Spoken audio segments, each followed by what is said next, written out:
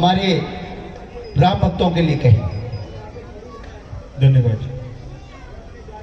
सभी रामलीला के पद अधिकारीगण और सभी मौजूद हाजिरीन और स्टेज पे बड़े बड़े हमारे जो सहयोग करते हैं रामलीला को, बहुत बड़े बड़े लोग हैं। मैं बड़ा खुशनसीब महसूस करता हूँ इन लोगों के साथ खड़ा हो।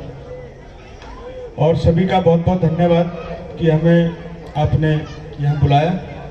तो इस रामलीला कमेटी से और इस रामलीला से मेरा बड़ा जुड़ाव है और ये साल दर साल इम्प्रूवमेंट कर रहे हैं और बहुत हिम्मत से, मतलब ये इतनी अच्छी रामलीला दिखाते हैं कि मैंने नहीं देखी चंडीगढ़ में कोई इनसे अच्छी रामलीला हो। और मैं इनका हौसला अफजाई जितना हो सकता है हम करते हैं और बहुत जोश है इन लोगों में।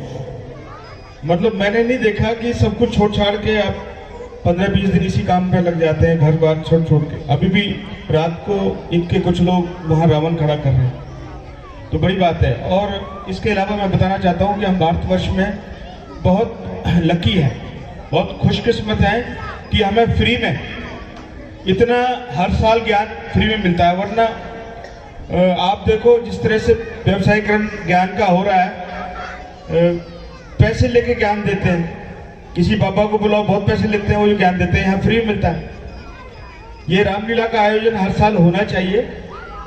और एक सबसे बड़ा जो मैं समझता हूँ कि इसको रामलीला क्यों कहते हैं, रामलीला, राम जी की लीला, ये बड़ी समझने वाली बात है। लीला का मतलब है खेल। तो हमें बहुत ज्यादा सीरियसली चीजों को नहीं लेना चाहिए अगर जीवन जीना है तो। ये सिखाता है ये।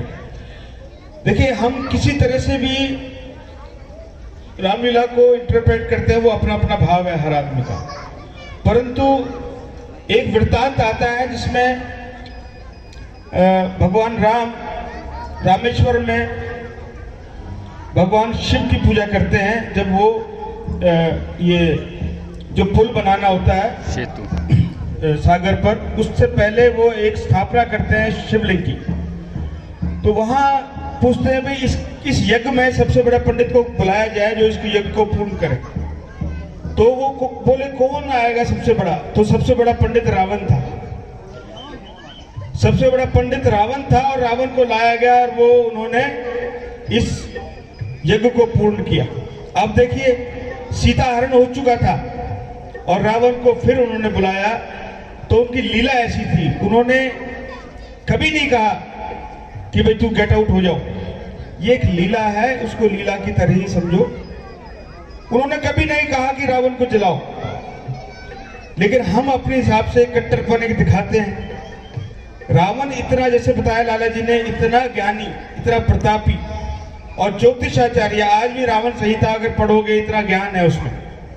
लेकिन हमने क्योंकि ये बता दिया कि रावण बुरा है, बुरा है, बुरा है, तो उसकी जो अच्छाइयां हैं उनको भी नहीं पढ़ते हैं। बुरा वो बाद में बना, उससे पहले वो बहुत ज्ञानी था। उस ज्ञान को लेने में कोई दिक्कत नहीं है।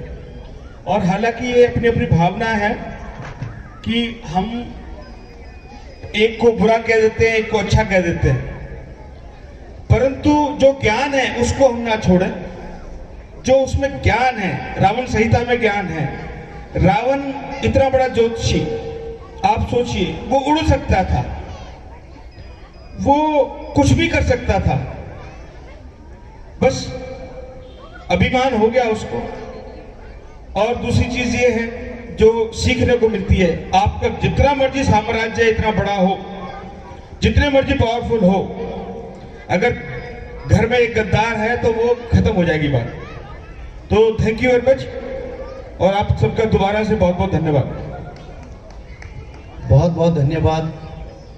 और मैं अपने स्वागत समिति के मेंबरान से रिक्वेस्ट करूंगा कि हमारे मुख्य अतिथि को सत्सम्मान उनके स्थान पे ले जाएं। गुप्ता जी,